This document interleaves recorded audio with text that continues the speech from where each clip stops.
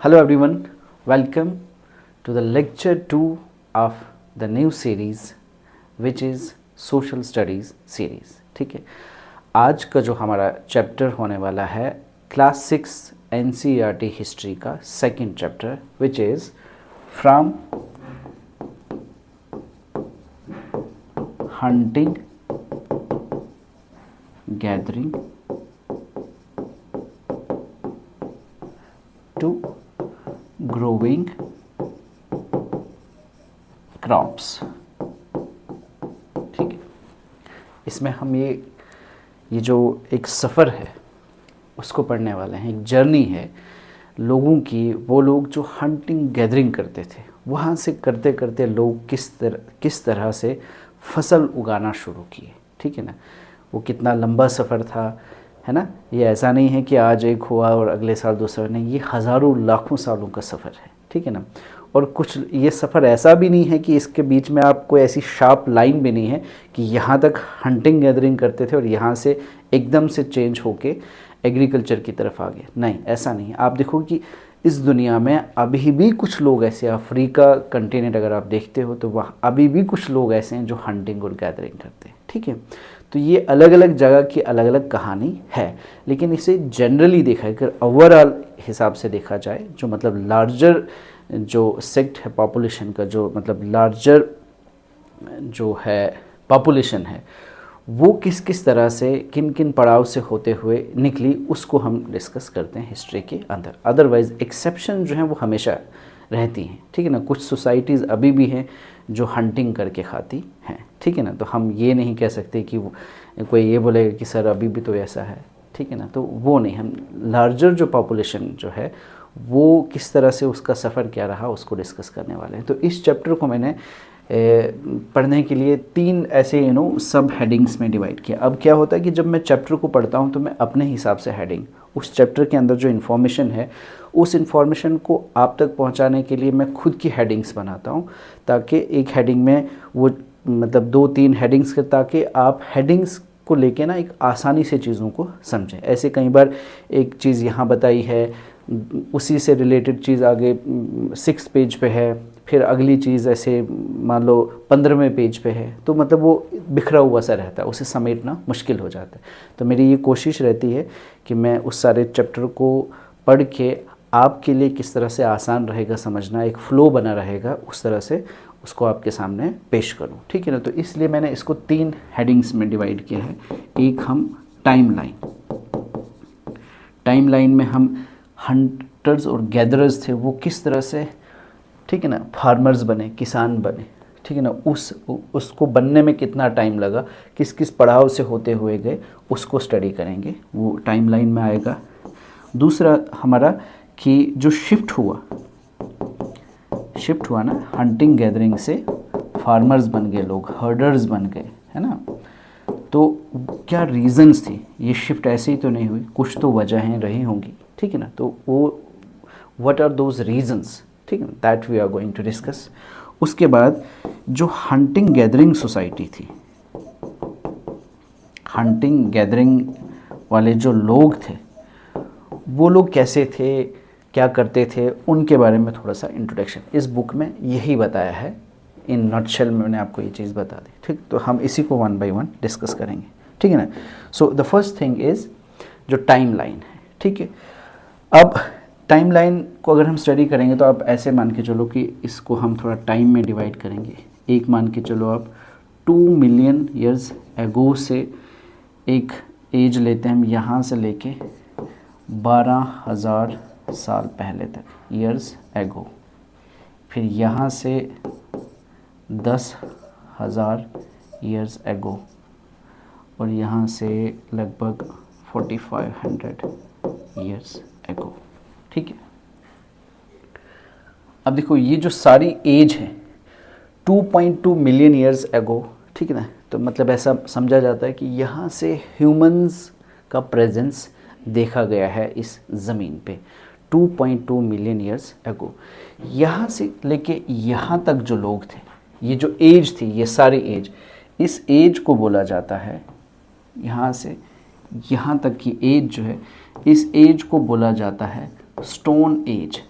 Stone age या lithic as. लिथ मतलब होता है पत्थर, ठीक है ना, तो स्टोन एज बोलो या लिथिक एज बोलो, ठीक है।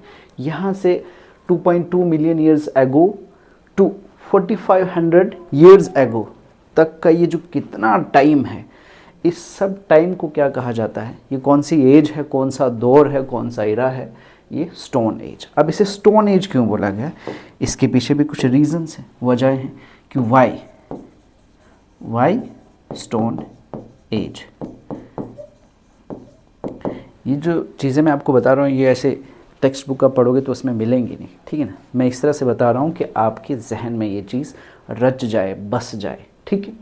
अब स्टोन एज क्यों बोला गया, क्योंकि डिपेंडेंसी जो थी ना जिंदा रहने के लिए, ठीक है ना, इस धरती पे, इस ज़मीन पे जिंदा रहने के लिए इंसान की जो डिपेंडेंसी थी वो ज़्यादा किस पे थी, पत्थर पे। कैसे, अब उसको खाना खाना था, खाना तो खाना है, ज़िंदा रहने के लिए पहली चीज़ क्या है, खाना खाना है, ठीक है, रोटी, ठीक है। तो वो रोटी कैसे हासिल करता था, उस रोटी के लिए जो उसके पास हथियार था वो किसका बना था, पत्थर का, स्टोन का। मतलब जो टूल्स थे उसके पास वो किसके थे, पत्थर के। अब चाहे उसको उठा के ऊपर पेड़ है, पेड़ पे फल है, उस फल को नीचे गिराना है तो चढ़ भी सकता था, लेकिन नीचे से पत्थर मार के उसको गिरा, तो वहाँ पे भी उसको क्या काम आया, पत्थर काम आया, ठीक है।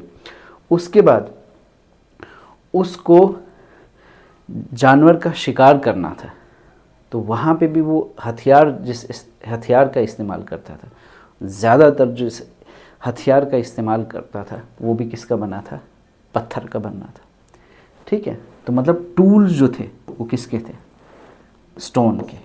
अच्छा, उसको रहना था, ठीक है ना, मकान भी तो चाहिए था। आज का मकान ना सही है, मकान की डेफिनेशन वो थोड़ी ना है जो हमने समझा है आजकल, 4 कमरे हो, इतना BHK हो, ये बाथरूम नहीं। मकान का असली मतलब है कि छत, जहाँ आप धूप, बारिश, ठंड, गर्मी से बच सको, दैट इज़ मकान, वो उसका शेल्टर था, ठीक है। तो शेल्टर जो था, शेल्टर वो भी क्या था उसका, रॉक शेल्टर, है ना, पत्थरों की बड़ी बड़ी चट्टानें होती थी, उसी के नीचे जाके रहता था, वहीं वो धूप से भी बचता था, ठंड से भी बचता था, बारिश से भी बचता था। तो मतलब जो शेल्टर था उसका वो भी किसका था, स्टोन का शेल्टर था, ठीक है। उसके बाद अगर उसमें कुछ आर्टिस्टिक सेंस आई, मतलब ठीक है ना, कुछ एस्थेटिक सेंस आ गई, कुछ वो चित्रकारी, कुछ आर्टिस्ट वाला उसका अंदर से ना वो जाग जाता था, तो वो चित्रकारी वो भी कहाँ करता था, वो भी पत्थरों पे ही करता था, ठीक है ना। वो भी, इसकी एविडेंसेस हम आगे डिस्कस करेंगे कहाँ, वो भी इसी पे करता था। तो मतलब ले दे के उसकी ज़िंदगी जो थी वो डिपेंड किस पे थी, इसी पत्थर पे। ये पत्थर ही इसको शिकार करके खाना देता था, ये पत्थर ही इसके ऊपर पेड़ों, ऊंचे ऊंचे पेड़ों से फल गिरा के देता था, ये पत्थर ही इसको सोने के लिए, बैठने के लिए, बारिश से बचने के लिए जगह देता था, ये पत्थर ही इसको अपनी जो एक होता है ना, एक टाइम पास वाली चीज़ है ना, हर इंसान की ज़िंदगी में कुछ चाहिए होता है, कोई हॉबी चाहिए होता है, ठीक है ना, जिससे उसको थोड़ा सा मतलब ये बेसिक नेसेसिटीज़ से अलग निकलता है ना। तो वो जो आर्टिस्टिक सेंस, एस्थेटिक सेंस था, तो वो भी इसको कौन प्रोवाइड करता था, वो पत्थर की वजह से। तो गोया हम ये समझते हैं कि इसकी सारी ज़िंदगी जो थी वो किसके आसपास घूमती थी, पत्थर के आसपास ही थी, डिपेंडेंट था ये किस पे, पत्थर पे। That's why called as stone age, ठीक है। अब इसे स्टोन एज क्यों कहा गया ये आप समझ गए होंगे। अब आप देखिए, अब यहाँ से यहाँ तक का जो टाइम था 2.2 मिलियन ईयर्स अगो से ले 12,000 साल पहले तक का जो टाइम था, इस टाइम को कहा जाता पैलियोलिथिक। ये डेट भी याद होनी चाहिए। यहाँ से यहाँ तक मेसोलिथिक, और यहाँ से यहाँ तक का जो time, this is called as neolithic age, ठीक है ना। इसे लोअर पैलियोलिथिक कहते हैं, इसे मिडल पैलियोलिथिक भी कहते हैं, ठीक है ना, इसे न्यू पैलियोलिथिक भी कहते हैं, ठीक है। पैलियो मीन्स ओल्ड, ठीक है ना, पुराना, तो पैलियोलिथिक। मिजो बीच वाला, ये ट्रांजिशन स्टेज है, ठीक है ना, बिटवीन नियोलिथिक एंड पैलियोलिथिक, तो मिडल पैलियोलिथिक पे बोलेंगे। नियो मतलब न्यू, तो दिस इज नियोलिथिक, ठीक है।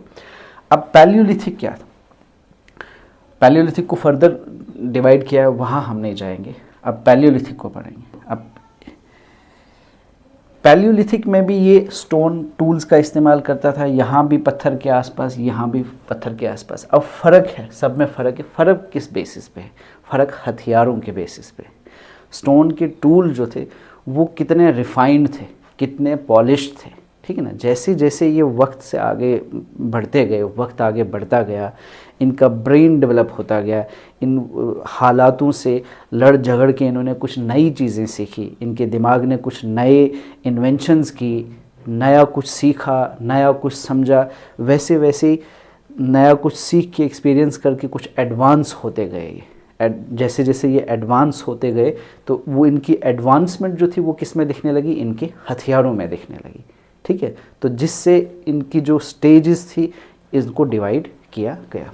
अब पैलियोलिथिक जो स्टेज थी इसमें ज़्यादातर लोग जो थे वो कौन से थे, हंटर्स एंड गैदरर्स। यहीं से तो शुरू होता है ना सफ़र, मतलब ह्यूमंस की हिस्ट्री में जो पहले लोग थे, ठीक है ना, ह्यूमंस, वो कौन से थे, हंटर्स और गैदरर्स। तब वो खेती बाड़ी करना नहीं जानते थे, हंटर्स एंड गैदरर्स। तो पैलियोलिथिक वाला जो दौर है इसमें सभी लोग जितने भी थे वो क्या थे, हंटर्स और गैदरर्स थे। मतलब शिकार करके खाते थे या जो फल होता था या कोई एडिबल फ्रूट्स होते थे, कुछ एडिबल रूट्स होते थे, उनको इकट्ठा करके खाते थे, ठीक है ना। तो इसमें पैलियोलिथिक में हंटर्स और गैदरर्स थे। इसमें जो टूल्स थे वो कैसे होते थे, कोर्स टूल्स थे, है ना, मतलब ऐसे अच्छे से तराशे हुए कोई हथियार नहीं होते थे, है ना, ऐसे ब्लंट किस्म के टूल्स होते थे, ठीक है ना। यही जो पत्थर इन्हें मिला, इसी पत्थर को उठा के कोई ऐसे नट्स हैं, मतलब जिनको तोड़ना, इसी से तोड़ना शुरू हो गए, है ना। कोई स्पेशल आराम से अच्छे पकड़ने वाला ग्रिप वाला कोई हथियार नहीं है। जानवर को भी मारते थे, कोई थोड़ा सा देखा कोई नोकीला मिल गया उसको उठा के मारा, तो मतलब कोर्स टूल थे, ज़्यादा उसमें तराशी हुई चीज़ नहीं, तराशा हुआ हथियार, तराशा हुआ कोई शार्प एजेस वाला ऐसा नहीं था। कोर्स टूल मतलब ब्लंट किस्म का टूल था, वो ज़्यादातर यूज़ करते। ऑब्वियसली जो ब्लंट होगा तो मतलब उसकी परफॉर्मेंस उतनी अच्छी नहीं होगी, है ना। आप एक पत्थर से, गोल पत्थर से उठा के जानवर मारोगे और एक शार्प जो एज्ड टूल होगा उससे मारोगे, तो प्रोग्रेस परफॉर्मेंस ज़्यादा अच्छी किसकी होगी, जो शार्प एज्ड होगा, ठीक है। तो यहाँ पे इनकी जो जान थी वो मतलब ज़्यादा जान लगती थी, लेकिन उसका जो वो बोलते हैं कॉस्ट बेनिफिट रेशियो जो वो कम था, कॉस्ट ज़्यादा थी, बेनिफिट कम था। तो क्योंकि अभी उतने यहाँ से उतने अभी डेवलप नहीं हुए थे। लेकिन इस दौर में एक सबसे ख़ास चीज़ हो गई थी, एक तो फायर डिस्कवर हो गया था, आग, वो भी इंसिडेंटली हुई है, ठीक है ना, अब हम उसको उतना डिस्कस नहीं करेंगे। और दूसरी चीज़, ये लोग क्रिएटिव हो गए थे। क्रिएटिव मतलब आर्टिस्टिक, एस्थेटिक सेंस उसमें आ गया था, ठीक है ना, पिक्चर्स वगैरह ड्रा करने लग गए थे। पिक्चर वैसी ही जैसी मैं आज करता हूँ, पिक्चर के हिसाब से देखें तो मैं अभी उसी दौर में हूँ। कुछ लोग बड़े अच्छे अच्छे पिक्चर्स ड्रा करते हैं, ठीक है ना। तो मतलब ये क्या करते थे, अब पिक्चर्स मतलब ऐसी कोई पेंटिंग खूबसूरत सी वो नहीं करते थे। ये मतलब अगर मान लो कोई जानवर इन्होंने देखा तो जानवर की पिक्चर ऐसे बना लेते, ये सर, ये दो टांगे, ये उसकी दुम, ठीक है। इसके पीछे इंसान भागता हुआ दिखा दिया, ठीक है, ये इसके पीछे भाग रहा है। या अगर कोई हाथ में कोई ऐसे भाला लेके रखा है तो वो भी दिखा रहे हैं कि हाथ में भाला लेके इसके पीछे भाग। तो मतलब इतने डेवलप हो गए थे। तो लेकिन फिर भी हम कह सकते हैं कि एस्थेटिक सेंस उनमें आ गया था। तो दैट मीन्स टूल, एक तो हंटर्स गैदरर्स थे पैलियोलिथिक में, दूसरा टूल्स जो थे उनके वो उतने रिफाइंड नहीं थे। और सबसे बड़ी जो चीज़ यहाँ हुई थी वो क्या हुई थी कि फायर की डिस्कवरी हो गई थी और पिक्चर्स वगैरह। ये फायर हमें, जैसे आप देखोगे ना, कुरनूल जो आंध्र प्रदेश का एरिया है, ठीक है ना, वहाँ पे भी हमें कुछ बर्न्ट एशेस वगैरह मिलती है, ठीक है। और पिक्चर्स आप एमपी में भिमबेटका केव देखोगे, अगर आप मध्य प्रदेश में भिमबेटका केव्स हैं, तो वहाँ उस केव्स में वो लोग रहते थे, ठीक है ना। शेल्टर था, वो जो केव्स थे, rock cut caves, rock shelters जो थे, उसमें वो जो पत्थर है वो, क्योंकि पत्थर ये एक किस्म की इंस्क्रिप्शन है, ठीक है ना, तो इंस्क्रिप्शन तो जल्दी जाएगी नहीं, खुदी हुई चीज़ें हैं, तो उस पे क्या है वो पिक्चर्स जो हैं वो अभी भी क्या है दिखती हैं, और उन पे यही सीन्स हैं, ये शिकार करने वाले सीन, जानवरों के सीन, जिससे हमें ये भी पता चलता है कि ये जो लोग थे ये कौन थे, हंटर्स और गैदरर्स। तो ये आ गया पैलियोलिथिक, मतलब यहाँ से कहानी शुरू होती है ह्यूमंस की, ठीक है। फिर यहाँ तक आई होप क्लियर हो। फिर जाके क्या हुआ, जैसे ही वक्त बीतता गया, ठीक है ना, वक्त के साथ आगे आगे ये लोग भी बढ़ते गए, बढ़ते बढ़ते यहाँ से आगे के दौर को कहें मेसोलिथिक। मेसोलिथिक में एक ख़ास चीज़ हुई, इनका जो थोड़े और एडवांस हो गए, और एडवांस मैंने बोला था एडवांसमेंट को हम किससे समझ पाते हैं, इनकी एडवांसमेंट को टूल्स के बेसिस पे। तो यहाँ की सबसे बड़ी जो फीचर है मेसोलिथिक एज का वो है माइक्रोलिथ। माइक्रो मीन्स छोटा, माइक्रो, ठीक है, माइक्रो ऑर्गेनिजम्स आप जानते हैं, माइक्रो मीन छोटा, लिथ मीन्स पत्थर। अब जो यहाँ पे बड़ा बड़ा पत्थर हुआ करते थे इनके पास, अब ये पत्थर क्या हो गए, छोटे हो गए, इनकी ग्रिप वगैरह अच्छी हो गई। इन्होंने थोड़ा सा इसके एजेस जो थे उसको भी शार्पन कर लिया, थोड़ा तेज़ कर लिया, तीखा कर लिया, ताकि उसके यूज़ में जो है आसानी हो जाए। कॉस्ट बेनिफिट रेशियो जो है वो अब थोड़ी अच्छी हो जाए, ठीक है ना, जो ये मेहनत करें उसका फल भी थोड़ा सा अच्छा मिले इनको। तो माइक्रोलिथ यहाँ पे आ गया, मतलब टूल्स जो थे वो थोड़े छोटे हो गए, टिनी या टाइनी स्मॉल टूल्स, ठीक है, ये सबसे बड़ी खासियत थी। और इस एज में हिंट्स मिले गए, मेसोलिथिक में हिंट्स मिले, किसके, सेटलमेंट के हिंट्स। सेटलमेंट मतलब लोगों के एक जगह बसने के कुछ हिंट मिले, पूरी तरह से नहीं, कुछ हिंट मिले कि इस, अगर हिंट मिले लोगों के बसने के, तो मतलब हम कह सकते हैं कि कुछ हिंट्स मिले ये इस चीज़ के कि लोग अब थोड़े थोड़े, कहीं लोगों को फसल उगाने का, एग्रीकल्चर का थोड़ा बहुत कहीं आइडिया हो रहा था, ठीक है ना। और अब ये साल 2 साल की बात नहीं है, यहाँ आप देख रहे हो हज़ारों सालों में ये चेंजेस हो रही हैं, ठीक है। तो हज़ारों सालों के एक्सपीरियंस, मतलब कोई चीज़ उन्होंने देखी, स्टडी की, उसको समझा, उसके बाद ये धीरे धीरे चेंजेस हो रही हैं। तो मेसोलिथ का एक करेक्टरिस्टिक फीचर है माइक्रोलिथ, और इसमें हमें हिंट्स मिले सेटलमेंट्स के कि लोग कहीं एक जगह ठहरना शुरू हो गए। एक जगह ठहरते तभी जब एग्रीकल्चर होता, ठीक है ना। तो दैट मीन्स यहाँ पे हिंट्स मिले एग्रीकल्चर के भी, सेटलमेंट के। और इसके बाद जब हम आगे गए न्यूलिथिक, न्यू स्टोन एज में, तो यहाँ देखा इनके जो ये और ज़्यादा टेक्नोलॉजिकली एडवांस हो गए। कैसे पता चला, इनके जो टूल्स थे वो और ज़्यादा क्या हो गए, रिफाइंड हो गए, शार्प एज्ड हो गए, पॉलिश्ड टूल्स आ गए, ठीक है। मतलब इन्होंने क्या किया, आप छोटे पत्थरों के ब्लेड्स बने, मतलब शार्प एज्ड, या आप मान के चलो कि कोई पत्थर ऐसे नोकीला कर दिया इन्होंने, और इसको पीछे किसके साथ बांध लिया, ये लकड़ी ले ली और इसके साथ इसको बांध लिया, अब बन गया ना। एक आम पत्थर के मुकाबले में उससे जानवर को मारना और इससे जानवर को मारना कहाँ आसानी होगी। तो मतलब ये टेक्नोलॉजिकली क्या हो गए, थोड़े से एडवांस हो गए, ठीक है ना, नियोलिथिक। और नियोलिथिक एज में ही क्या हो गया, एग्रीकल्चर आ गया, इनको एग्रीकल्चर का पता चला। नियोलिथिक एज में इनको एग्रीकल्चर का पता चला कि एग्रीकल्चर कि हम क्या कर, एग्रीकल्चर होगा मतलब फसल को ऐसी है जिसको बोएंगे, वो बनेगी, बनने के बाद उसका बीज होगा, वो बीज फिर से गिरेगा, फिर से उसको बोएंगे, फिर से फसल बनेगी। तो हमें खाने की तलाश में अब इधर उधर घूमने की ज़रूरत नहीं है, ठीक है।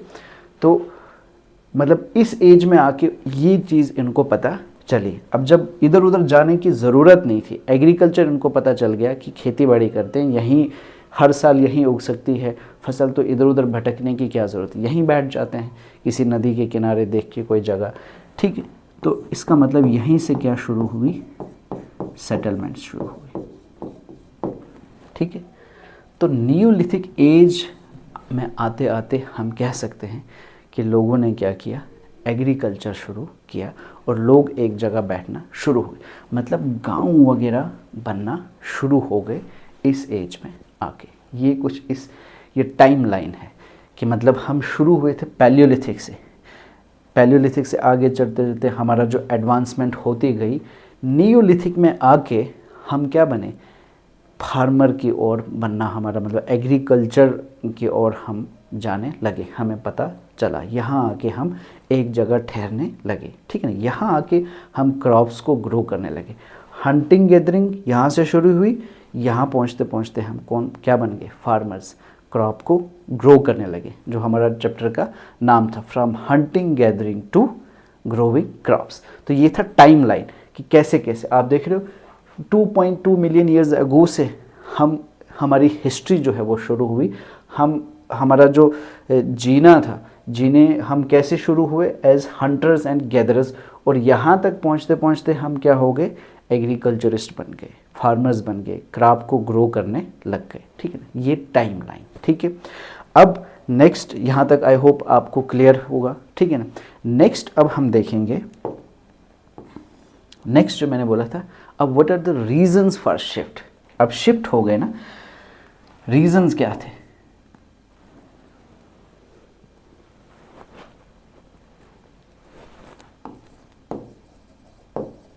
रीजंस क्या थे शिफ्ट के लिए, ठीक है।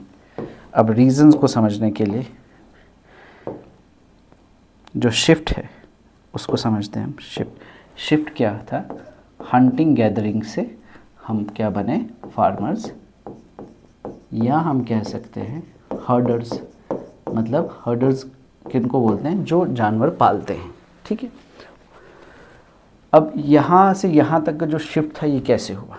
अब देखो, मैंने आपको टाइमलाइन बताई 2.2 मिलियन ईयर्स अगो से लेके 12,000 के बाद मैंने बताया 10,000।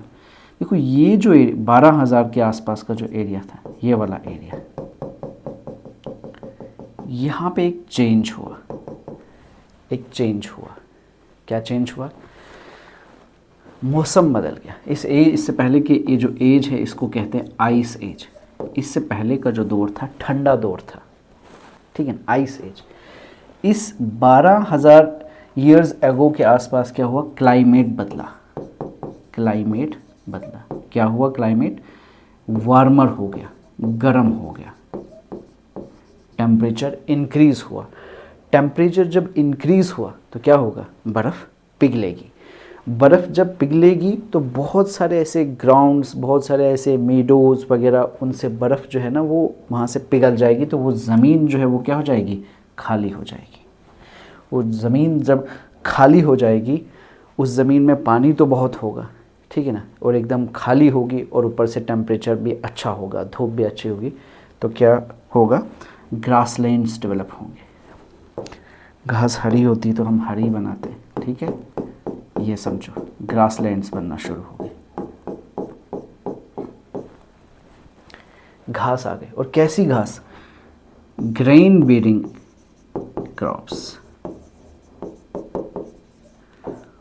उससे पहले जो हंटिंग गैदरर्स थे ना, ग्रासलैंड ज़्यादा नहीं थे क्योंकि आइस एज थी, लेकिन ऊपर जो पेड़ होते थे, ठीक, पेड़ों पे ज़्यादा निर्भर होते थे, ठीक है ना, पेड़ों से फल जो गिरता था उसे इकट्ठा करते थे। लेकिन अब जो है, जब टेम्परेचर क्या हो गया, राइज़ हो गया, बर्फ़ पिघल गई, तो बहुत सारे ऐसे जो बड़े ज़मीन के बड़े बड़े मैदान थे वो खाली हो गए, उन पे घास बनने शुरू हो गई, तो ग्रासलैंड डेवलप हुए। अब फिर मैं कहूँगा, अब ये नहीं सोचना ये 100 साल में हुआ, 200 साल में, ये हज़ारों सालों में ये चीज़ें होते होते बहुत स्लो प्रोसेस है, ठीक है ना। तो ग्रासलैंड्स डेवलप हुए। तो ग्रासलैंड पे देखा इन्होंने कि क्या है, ग्रेन्स है, ठीक है, मान लो वीट है, बार्ले है, राइस है, ठीक है। तो इनको देखते देखते, खाते खाते, ठीक है ना, इन्होंने खाया, इसको आजमाया कि ये क्या खा सकते हैं। खाया तो मरे भी नहीं, ज़िंदा रहे, दैट मीन्स खा सकते थे, ठीक है ना। इन्हें लगा ये तो अच्छी चीज़ है यार। और फिर खाते खाते किसी ने कोई फेंक दिया है, कोई सब लोग फैमिली बैठे थे आग शाग जला के रात को, तो कोई मक्की तो बोला नहीं मैंने, मान लो गुंदम भुन के ऐसे खा रहे थे, है ना। खा के किसी ने कहा अच्छी नहीं है, मैंने फेंक दी, वो साइड पे फेंक दी। माँ ने उसको डांटा भी। लेकिन फिर देख रहे हैं कि जहाँ उसने, वो लोग अब वहीं बैठे हैं, देख रहे हैं कि जहाँ उससे फेंका अगले साल फिर से वहाँ बन गया। तो उसके जो दिमाग की बत्ती जल गई। उसने बोला यार ये क्या हो गया, ये तो हमने फेंका था वहाँ पे, यहाँ तो फिर से इट मीन्स ये तो मतलब ऐसे अगर वापस ये ऐसे मिट्टी में चले जाए ये तो फिर से बनने लगती है, ठीक है ना। मतलब ये मैं एग्जांपल बोल रहा हूँ, ऐसे ही कुछ एक्सपीरियंसेस उनके साथ हुए, ठीक है ना, इंसिडेंटली। उनको पता नहीं था, जब भी कोई नई चीज़ पता चलती है तो वो इंसिडेंटली पता चलती। तो धीरे धीरे वक्त के साथ साथ डिफरेंट एक्सपीरियंसेस जब उनके हुए तो उनको ये चीज़ पता चली कि इसे दोबारा बोया जा सकता है और इसे बोने के बाद फसल दोबारा बन सकती है। तो इन्होंने सोचा भाई साहब फिर हमें इधर उधर भटकना क्यों है, जब ये चीज़ हम खा रहे हैं, खाने के बाद जो बच रही है उसको फिर यहीं पे डालो, यहीं बन जाएगी, तो इधर उधर क्यों भटकना है, यहीं रहते हैं ना। तो क्या हुआ, एग्रीकल्चर शुरू हो गया और सेटलमेंट शुरू हो गई। अच्छा, जब घास हुई तो घास के साथ दूसरे घास को देख के घास वाले जानवर आ गए। इधर से भेड़ आ गई मैं करते करते, बकरी आ गई बै करते करते, और कैटल आ गए, ठीक है। तो इन्होंने देखा कि यार इनको भी तो हम खा सकते हैं, ये इनको खाने आते हैं, हम ये भी खाते हैं, इनको भी खा लेते हैं, ठीक है।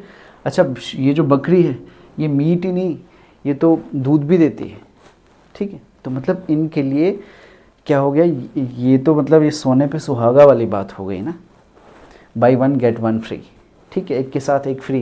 तो दिमाग चल गया इनका, इन्होंने बोला इसको भी प्रैक्टिस करो, ठीक है, इनको भी पालो, इनको भी साथ में रखो और यहीं बैठो एक जगह, आज के बाद इधर उधर जाने की ज़रूरत नहीं।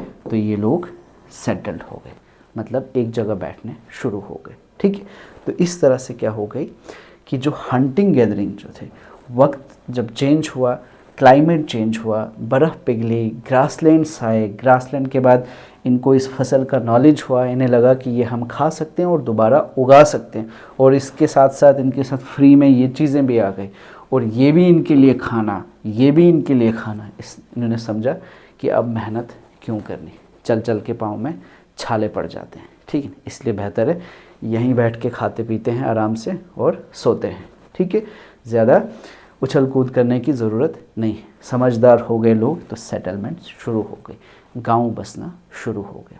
तो इस तरह से जो हंटिंग गैदरिंग करने वाले लोग थे वो क्या करने लगे, हर्डिंग करने लगे, domestication of animals and crops को ग्रो करने लगे, किसान बन गए, फार्मर बन गए और हर्डर्स बन गए, ठीक है। अब इसी को अगर इसी कड़ी को आप आगे बढ़ाते जाओगे, है ना, तो आप देखोगे जब अब ये बैठ गए ना, फिर ग्रुप्स बने, एक ग्रुप एक जगह एक खेत को लगाने लगा, दूसरा दूसरे जगह, है ना, किसी को फसल कम बन गई, किसी को ज़्यादा बन गई। अब जिसको ज़्यादा बन गई उसके पास तो सरप्लस है, जिसके पास कम है वो बेचारा थोड़ा उदास है। अब सरप्लस वाले के कॉलर थोड़े ऊपर हो गए, मेरे पास ज़्यादा है, अब वो जो दूसरा है हो सकता है उसके पास कम हो, अब उसको उसकी जी जनाबी करनी पड़ेगी। तो मतलब तो उसको समझ आ गई कि जिसके पास ज़्यादा उसके पास पावर, ठीक है। तो आगे आगे इसी तरह से जिसके पास ज़्यादा हथियार, जिसके पास सरप्लस आ गया, ठीक है ना, तो उसके पास पावर भी एकम्युलेट होने लगी, राशन जमा हो गया, हथियार जमा हो गए, तो पावर भी जमा होती गई। पावर जमा होती गई तो क्या हुआ, दूसरों पे कंट्रोल भी, दूसरों के ऊपर थोड़ा दबदबा भी शुरू हो गया। तो इसी तरह आगे चलते चलते सोसाइटीज़ में आप देखिए एक पॉलिटिकल स्ट्रक्चर, एक पावर स्ट्रक्चर इमर्ज हो गया, ठीक है ना। फिर जिनको लगा कि यार पावर में तो बहुत मज़ा है, फिर उन्होंने कभी नहीं चाहा कि वो जो निचले लोग हैं वो भी मेरी तरह बने। तो एक डिवीज़न हो गया सोसाइटी में, इनइक्वालिटी आ गई। जो ऊपर वाले थे उन्होंने हर वो चीज़ करी जो उनको ऊपर बनाए रखने के लिए ज़रूरी थी, चाहे फिर वो एजुकेशन में हो, चाहे वो किसी भी सोसाइटी में, रिलीजन का इस्तेमाल किया, एजुकेशन का इस्तेमाल, पता नहीं क्या क्या चीज़ें ऐसी पैदा की कि उनको वहीं रखो और हमको कहीं, हम जहाँ हैं हम यहीं पे रहें। ये अलग कहानी है आगे की। तो मतलब यही फिर इसी तरह ये जो है सोसाइटीज़ ही तो बन रही हैं। जबकि आप हंटिंग एंड गैदरिंग में देखें तो कोई भी, क्योंकि जमा कुछ नहीं होता था, जो मिला खाया, मिल बांट के ख़त्म। तो कौन बड़ा और कौन छोटा, सब बराबर। ये जो बड़ा छोटे की बात आई ये तब आई जब हमारे पास जमा होने लग गया, वहीं से पावर स्ट्रक्चर भी इमर्ज होने लग गया, ठीक है ना। तो इस तरह से हम ये देख रहे हैं कि इस तरह से हंटिंग गैदरिंग जो थे वो क्या बने, क्रॉप ग्रोवर्स, ठीक है। अब इसके बाद जो लास्ट वाली चीज़ मैंने बोली थी कि वो थोड़ा सा हम हंटिंग गैदरिंग सोसाइटी, जो हंटिंग और गैदरर्स जो हैं, हंटर्स और गैदरर्स, इनके बारे में देखेंगे, ठीक है ना। हंटर्स और गैदरर्स, ठीक है। अगर हम देखें तो इनके कुछ, एक तो ये चीज़ देखेंगे कि इनके पास टूल्स क्या क्या थे।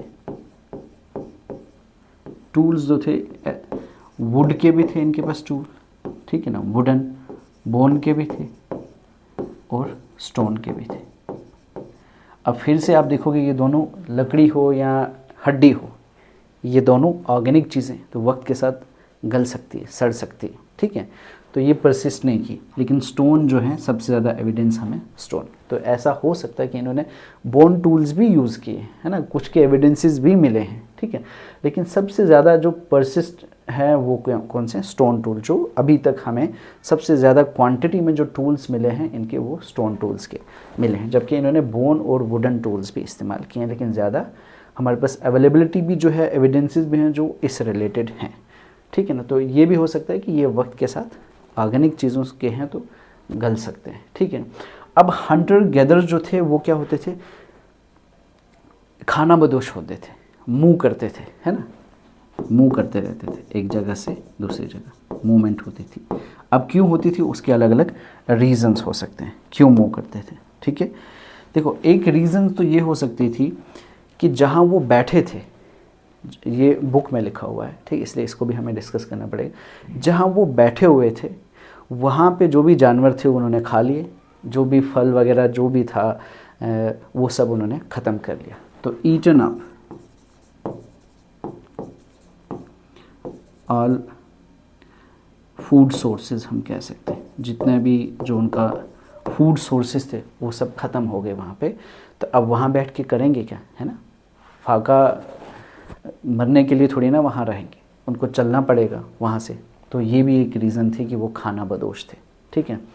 दूसरी ये चीज़ भी हो सकती है कि जिन जानवरों का वो शिकार करते थे, ठीक है ना, तो वो शिकार अपने शिकार के किसी छोटे जानवर के पीछे चलते थे, ठीक है ना। तो अब मैं क्यों बोलूँ, वही वो जिन लोगों का शिकार करते थे, जिन जानवरों का शिकार करते थे, तो वो लोग, वो जो उनके शिकार होते थे उनका भी कोई आगे अपना शिकार होता था, कोई दूसरे जानवर, तो वो उनका शिकार के पीछे वो, और इसके पीछे ये हंटर्स और गैदरर्स। तो मतलब जो उनका शिकार होता था, हंटिंग एनिमल जो होते थे, ठीक है ना, उनके जो प्री होते थे वो जब मूव करते थे तो उनके पीछे वो जानवर वो भी मूव करते थे, तो उनके पीछे हंटर्स एंड गैदरर्स उनको भी मूव करना पड़ता था। एक ये भी रीज़न हो सकता था। उसके बाद कि ये भी रीज़न हो सकता था कि चलो खाना तो मिलता था लेकिन पानी भी तो चाहिए था।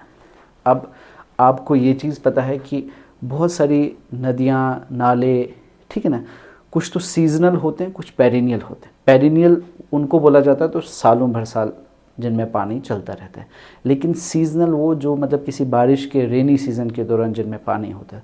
मान लो वैसी नदी के मतलब किनारे कोई हंटर्स और गैदरर्स बैठे थे, तो अब जब वहाँ पानी सूख जाता तो उन्हें वहाँ से मूव करना पड़ता, ठीक है ना। तो because of seasonal water facilities हम कह सकते हैं, ठीक है ना, उसकी वजह से भी हो सकता है उन्हें मूव करना पड़ता, ठीक है ना। तो एक तो ये चीज़ हो गई, eaten up all resources, hunting वो मूव करते। उसके बाद सीजनल ये जो पानी के सोर्सेज थे इसकी वजह से भी वो मूव करते। और जो फ्रूट होता है वो भी क्या होता है, सीजनल होता है, ठीक है ना। आपको पता है किसी सीज़न, एक सीज़न में एक फ्रूट बनता है, दूसरे सीज़न में, तो अगर एक सीज़न में वो किसी एक एरिया में थे वहाँ पे वो फ्रूट बनता था, वो जब ख़त्म हो गया अब वहाँ फ्रूट बनने वाला है नहीं अगले 6 महीनों तक, तो वो वहाँ बैठ के क्या करते, उन्हें मूव करना पड़ता, ठीक है ना। तो इस वजह से ये जो थे खाना बदोश थे, मूव करते थे। ये कुछ रीज़न हो सकते हैं जिस वजह से हंटर्स और गैदरर्स थे वो क्या थे, खाना बदोश, मूव करते थे एक जगह से दूसरी जगह। तो ये हंटर्स एंड गैदरर्स के टूल्स आ गए, फिर दूसरी चीज़ की मूवमेंट्स आ गए, फिर इनकी कुछ साइट्स हैं, मतलब प्लेसेस कहाँ ये रहते थे। कहाँ कहाँ रहते, बहुत सारे एविडेंसेस में हैं।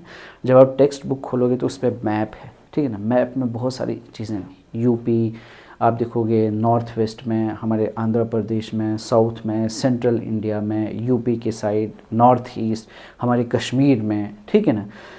कश्मीर में एक नियोलिथिक साइट है, ठीक है ना, जहाँ पिट ड्वेलिंग होती थी। लोग ऐसे ज़मीन के अंदर ऐसे बड़ा सा खड्डा खोदते थे और उसके अंदर रहते थे। पिट ड्वेलिंग सिस्टम, ये स्पेसिफिक, ये जो फीचर था, ये कश्मीर नियोलिथिक साइट जो कश्मीर में है, बुरज़हम और गुफकराल, ठीक है ना, ये श्रीनगर से थोड़ी दूरी पर ये जो एरिया है वहाँ पर ये चीज़ देखने को मिलती है। तो ये नियोलिथिक साइट है, ठीक है। तो वहाँ पे एक स्पेशल फीचर ये है कि पिट ड्वेलिंग था। जो लोग जो रहते थे ना, वो कहाँ रहते थे, ज़मीन में एक पिट खोदते थे, उसके अंदर रहते थे। तो पिट ड्वेलिंग सिस्टम ऐसा होता था वो उनका, ऊपर से ऐसे थोड़ा माउथ और नीचे ऐसे अंदर जाके ब्रॉड होता था, खुलता था, ऊपर कम था, नीचे ब्रॉड था, ऐसा, ठीक है। पिट ड्वेलिंग सिस्टम ऐसा था। तो ये कुछ साइट्स हैं। इसके बाद जो पहली जैसे साइट हमने एक साइट को डिस्कस किया था, मेहरगढ़, ये one of the earliest village है जिसको हमें मतलब एविडेंस मिले हैं। सबसे पुराना ये सुलेमान और किरथार रेंजेस की जब मैंने बात की थी लास्ट लेक्चर में, ठीक है ना, मेहरगढ़। यहाँ पे हमें क्या डोमेस्टिकेशन के भी मिले सबूत, एग्रीकल्चर के भी मिले, और यहाँ पे एक और चीज़ मिली थी हमें, ठीक है ना, एक बुरियल, ठीक है ना, मतलब दफनाए हुए कुछ लोग मिले। अब इससे उससे जब उसको स्टडी किया, देखा गया कि जो लोग दफनाया हुआ है अंदर, उसके साथ कुछ जानवर भी हैं और कुछ बर्तन भी रखे हुए हैं, है ना, ऐसे मिट्टी के कुछ बर्तन भी रखे हुए हैं। उससे पता चलता था कि ये लोग जो थे उस वक्त के लोग, ये लाइफ आफ्टर डेथ, इनका एक रिलीजन भी था, मतलब एक बिलीफ सिस्टम भी था। इनका ये मानना था कि हम मरने के बाद वापस कहीं ज़िंदा होने वाले हैं दूसरी जगह, और इसलिए लोग जो है उनके साथ खाना रख लेते थे। जब उनको मरने के बाद उनको दफना देते थे तो दफनाने के साथ साथ उन्हें कुछ बर्तन भी साथ में होते थे, और कुछ जानवर जो था वो भी एक फूड का सोर्स था, तो उन्हें भी उनके साथ रखा जाता था, ठीक है। तो ये थे कुछ हंटिंग और जो ये जो हंटर्स और गैदरर्स थे, इनके कुछ कैरेक्टरिस्टिक्स कैसे थे। इसके बाद हमने बात की कि ये आर्टिस्टिक भी थे, ठीक है ना, वो हम पहले ही बात कर चुके, पिक्चर्स वगैरह बनाते थे, भीमबेटका केव्स, ठीक है ना। तो बाकी जो चीज़ें हैं, जो अगर आपको इनका देखना है, जैसे भीमबेटका केव्स देखते हैं तो आप नेट पे सर्च कर सकते हो केव्स को, और आप बिल्कुल उसकी पिक्चर देख सकते हो, ठीक है। और जो हिस्टोरिकल कुछ कोई भी आपको एविडेंसेस देखना है तो आपको एक बारी देख लोगे तो उससे क्या होगा, आपकी चीज़ें और थोड़ी पुख्ता हो जाती है, दिमाग में छप जाती है, ठीक है। तो ये था हमारा second chapter, from hunting gathering to growing crops. तो उम्मीद है मुझे कि आप लोग इसको बहुत अच्छे से समझ गए होंगे, ठीक है। तो will see you in the next video with a new chapter. तब तक के लिए लाइक कीजिए, सब्सक्राइब भी कीजिए और शेयर भी कीजिए। Thank you so much.